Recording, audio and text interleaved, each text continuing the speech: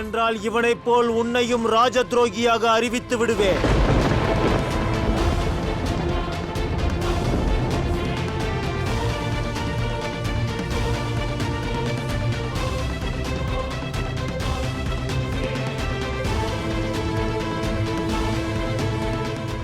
குழந்தாய், இன்னும் காலம் உள்ளது.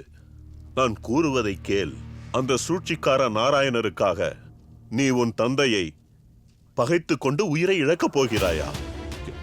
பிரகலாதா, உன் தந்தையுடைய உன் குருவுடைய பேச்சை கேள். உனது உயிரை காப்பாற்றிக்கொள். இல்லை என்றால் அசம்பாவிதமாகிவிடும். பிரகலாதா, வீண் அடம் வேண்டாம்.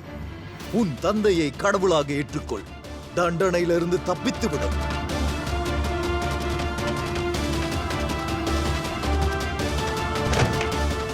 நில்லுங்கள் தந்தையே.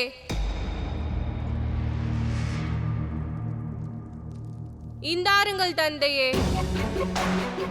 உங்கள் அசுர தண்டனை புத்தகத்தில் 12வது பக்கத்தில் மிக தெளிவாக வெற்றியாளர்களுக்கு உங்கள் சபை மரியாதை செய்ய வேண்டும் என்றுள்ளது.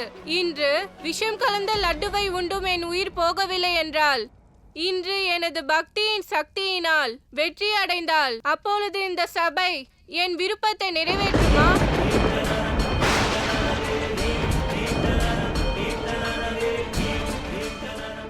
லட்டுவை எடுத்து வா, சீக்கிரம்.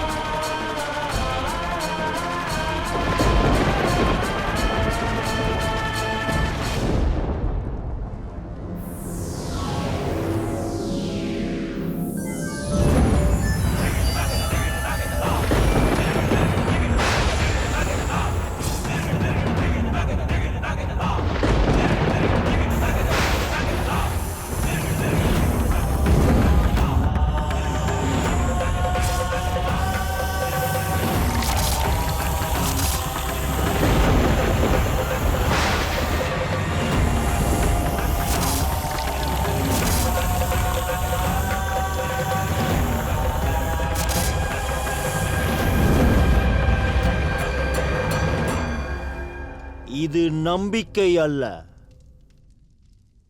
மரணத்தின் மற்றொரு பெயராகும்.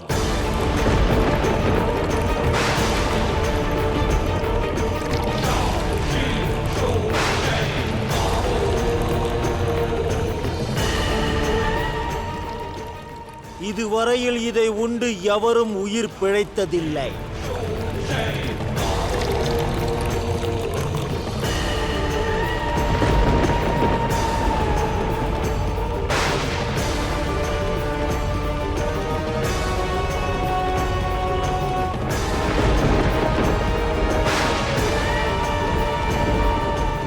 அப்படி செய்யாதீர்கள் சுவாமி,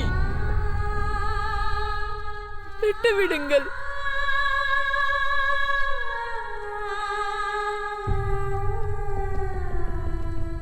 கவலை வேண்டாம் தாயே.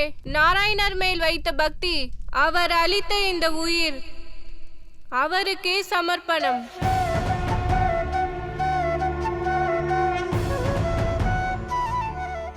அவருடைய விருப்பத்திற்கு எதிராக ஒரு புல் கூட முளைப்பதில்லை. உடலை விட்டு உயிர் மட்டும் எப்படி போகும்?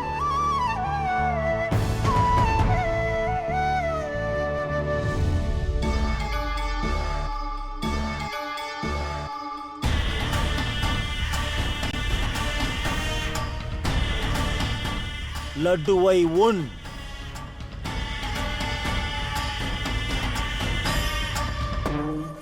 உண்டு விட்டு உனது நாராயணரை இறுதியாக ஒரு முறை வணங்கு.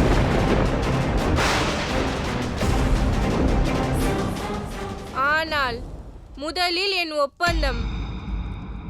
நான் வெற்றி அடைந்து விட்டால் நான் தான் கூறிவிட்டேனே, இதிலிருந்து எவரும் தப்ப முடியாது. விஷம் உன் உடலில் பரவியதுமே நீ இறந்து விடுவாய். இவ்விஷயம் மீது அவ்வளவு நம்பிக்கை இருந்தால் என் நிபந்தனையை ஏற்றுக்கொள்ளுங்கள். நீங்கள் நீதி வழங்குவதை இந்த சபை பார்க்கட்டும்.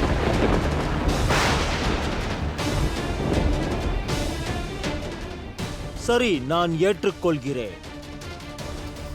நீ இந்த விஷத்திலிருந்து தப்பிவிட்டால் நீ விருப்பப்படும் ஏதாவது ஒரு பொருளை நான் உனக்கு அளிப்பேன். அப்பொழுது நானும் இந்த லட்டுவை ஏற்றுக்கொள்கிறேன்.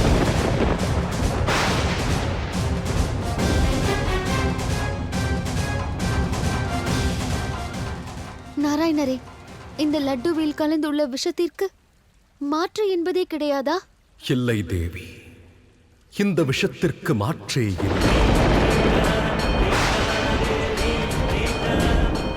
அப்பொழுது என்ன ஆகும்?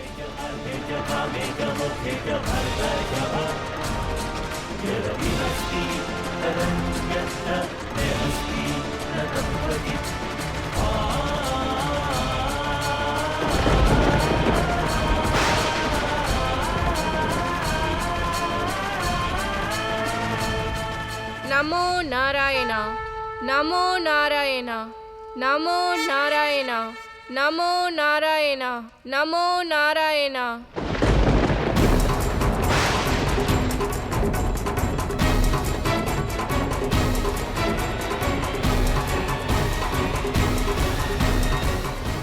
வேண்டாம் மகனே, இதை நீ உண்ணாதே.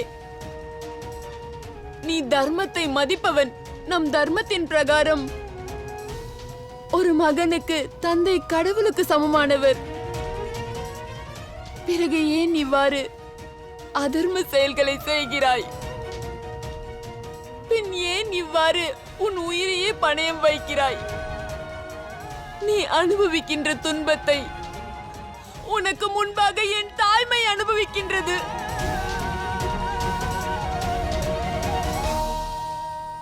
நீங்கள் வலியாக எண்ணும் இது என்னுடைய பெரும் பாக்கியமாகும். பக்தனின் பகவானுக்கான அர்ப்பணிப்பு இது.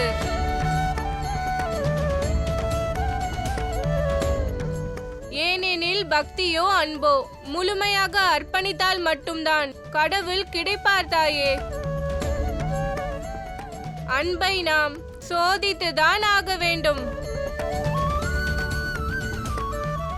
இது லட்டில்லை தாயே, இது தந்தையின் ஆசீர்வாதம், எனது கடவுளின் பிரசாதம் இது.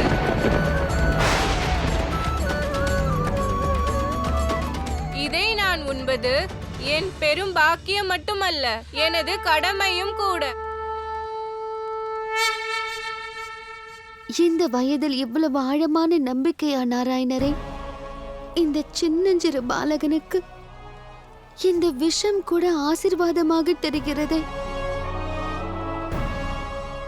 ஆனால் நாராயணரே, இருந்தாலும் இது விஷம்தானே.